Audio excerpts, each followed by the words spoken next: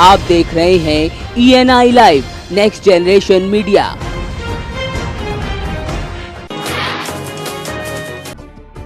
UP में नगर निकाय चुनाव का बिगुल फूंकने के बाद सभी दल के प्रत्याशी मैदान में उतर चुके हैं, लेकिन प्रत्याशी चुनाव आयोग द्वारा जारी की गई गाइडलाइन को न मानते हुए पूरी तरह से आचार संहिता की धज्जियां उड़ाते दिखाई दे रहे हैं। ताजा मामला फतेहपुर जिले का है, जहां बीजेपी सदर नगर पालिका अध्यक्ष प्रत्याशी और खागा नगर पंचायत के कांग्रेस प्रत्याशी आचार संहिता की धज्जियां उड़ाते देखे गए। बीजेपी सदर नगर पालिका प्रत्याशी अर्चना त्रिपाठी द्वारा लोगों से वोट की अपील करते समय ढोल ताशे का प्रयोग किया गया, तो वहीं कांग्रेस के खागा नगर पंचायत के प्रत्याशी बिना इजाजत के रोड शो करते हुए मिले।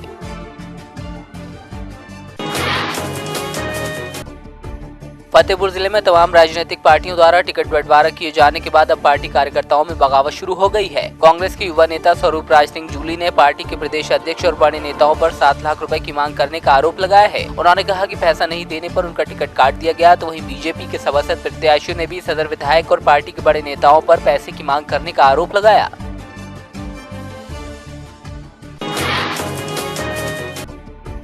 बांदा में संदिग्ध परिस्थितियों में एक युवक ने ट्रेन के बाथरूम में फांसी लगाकर आत्महत्या कर ली। युवक अपने परिजनों के साथ इलाहाबाद के नैनी से महोबा जिले के कबरई जा रहा था। बताया जा रहा है मृतक जेल में बंद अपने भाई से मिलने इलाहाबाद के नैनी जेल गया था और बुंदेलखंड एक्सप्रेस से वापस महोबा जा रहा था, तभी युवक ने फांसी लगाकर आत्महत्या कर ली। फिलहाल पुलिस ने मृतक के शव को कब्जे में लेकर पोस्टमार्टम के लिए भिजवा दिया है।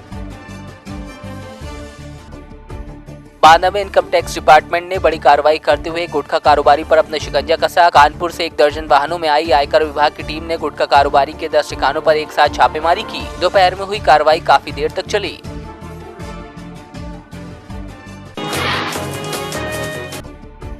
कन्नौज जिले में आरपीएफ पुलिस की मुस्तैदी के चलते घर से भागे हुए 4 बच्चों को ट्रेन में चेकिंग के दौरान पकड़ लिया गया। बताया जा रहा है कालिंद्री एक्सप्रेस के जनरल कोच में 4 बच्चों को संदिग्ध अवस्था में आरपीएफ पुलिस ने देखा, जिसके बाद बच्चों को कन्नौज स्टेशन पर उतार लिया गया। बच्चों से पूछताछ की गई तो उन्होंने बताया कि वो लोग भाग कर आए हैं और सभी बच्चे कासगंज के हैं, जो कि घर वालों की डांट से क्षुब्ध होकर घर से भाग कर आए थे।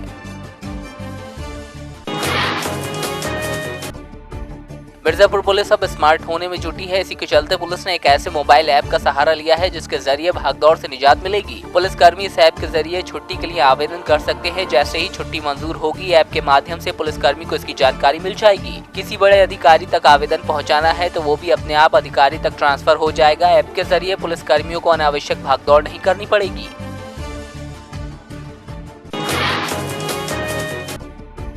पंजाब पुलिस ने पिछले दिनों हिंदू नेताओं के कत्ल के मामले में गिरफ्तार किए गए आरोपियों जिम्मी और रमना को बाघापुराना की अदालत में पेश किया, जबकि गुगनी की मोगा की अदालत में पेशी हुई। जिम्मी को अदालत से न्यायिक हिरासत में भेजा गया है, वहीं रमना को 15 और गुगनी को 16 नवंबर तक पुलिस रिमांड पर भेजा गया है। इन आरोपियों का एक बार फिर मेडिकल कराया गया। आरोपियों की पेशी के दौरान भारी फोर्स तैनात की गई थी।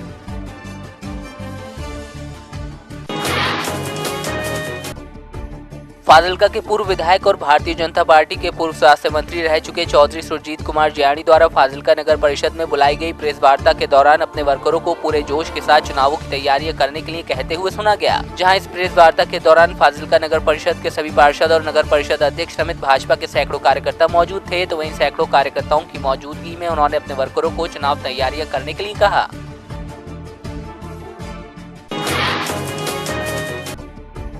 दमोह में बाइक चोरी का एक मामला सामने आया है। बाइक चोरी की पूरी घटना सीसीटीवी में कैद हो गई। बताया जा रहा है पीड़ित शख्स अपनी पत्नी के साथ बच्चे को टीका लगवाने जिला अस्पताल आया था। उसने अपनी बाइक जिला अस्पताल के स्टैंड पर पार्क की थी। 15 मिनट बाद वो लौटा तो वहां से बाइक गायब थी। वहीं जब सीसीटीवी फुटेज खंगाला गया तो एक युवक बाइक ले जाता नजर आया। फिलहाल सीसीटीवी के आधार पर पुलिस जाँच में जुटी है।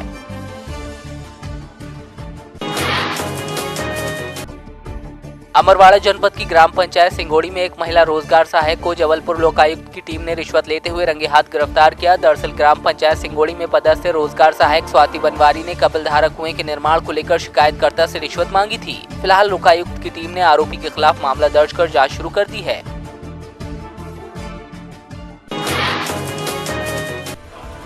नवी मुंबई के जोईनगर रेलवे स्टेशन क्षेत्र में अज्ञात चोरों ने सुरंग के जरिए बैंक ऑफ बड़ौदा के अंदर सेंधमारी कर दी। शातिर चोरों ने पहले तो बैंक से सटी दुकान को किराए पर लिया और फिर करीब 3 महीने तक दुकान चलती रही। इस दुकान के नीचे से ही टनल बनाने का काम किया गया, जिसकी भनक किसी को कानो कान तक नहीं लगी। चोरों की बनाई सुरंग ठीक बैंक के लॉकर रूम तक खुलती है, जहाँ से चोरों ने करोड़ों रुपए की चोरी को अंजाम दिया। चोर अपना काम करके आसानी से निकल गए, लेकिन हैरानी की बात यह है कि किसी को पता तक नहीं चला। फिलहाल पुलिस आसपास के सीसीटीवी फुटेज खंगाल रही है। Bank manager bank of Baroda Juhinagar इनका फ़ोन आया था पुलिस स्टेशन में, क्या सुरंग निकाल के ज़मीन के अंदर से बैंक का जो कैश और लॉकर रहती है वो जगह पे एंट्री करके वहाँ से चोरी हुई है। ये जो चोरी है वो घरपोड़ी है और बाजू का जो शॉप है इसके बैंक के बाजू का तीसरे नंबर का, वहाँ से सुरंग निकाल के, किराना शॉप है वो भाड़े पे लिया था, वहाँ से सुरंग निकाल के कैश के रूम तक उन्होंने सुरंग निकाल के उन्होंने एंट्री किया है और करीबन 27 लॉकर तोड़े, उसमें से ज्वेलरी गया है, लेकिन जो बैंक का कैश है जिसमें सेफ रहता है वो पूरी तरीके से सेफ है, वहाँ किसी से ये किया नहीं, टच किया नहीं। सर कितने की चोरी हुई अंदाज़न? फिलहाल अभी जो लॉकर जितने हैं जिनके गए हैं उनके स्टेटमेंट लिया जा रहा है और जैसे वो बताएंगे उतना वो प्राइस बढ़ेगा। थाने पुलिस ने मां बेटी की हत्या करने वाले 3 आरोपियों को गिरफ्तार किया है। पूरे मामले में 2 महिलाएं भी शामिल हैं। पकड़े गए आरोपियों ने 11 वर्षीय बेटी और 32 वर्षीय मां की हत्या करने के बाद सोने के आभूषणों समेत नकदी लूट ली थी। पुलिस ने सीसीटीवी खंगाला तो पता चला कि घर की काम वाली बाई अपने कुछ साथियों के साथ घर में आई थी, जिसके बाद पुलिस ने कई जगह इनका पीछा किया और आखिरकार कर्नाटक के गुलबर्गा से इन्हें गिरफ्तार किया गया है।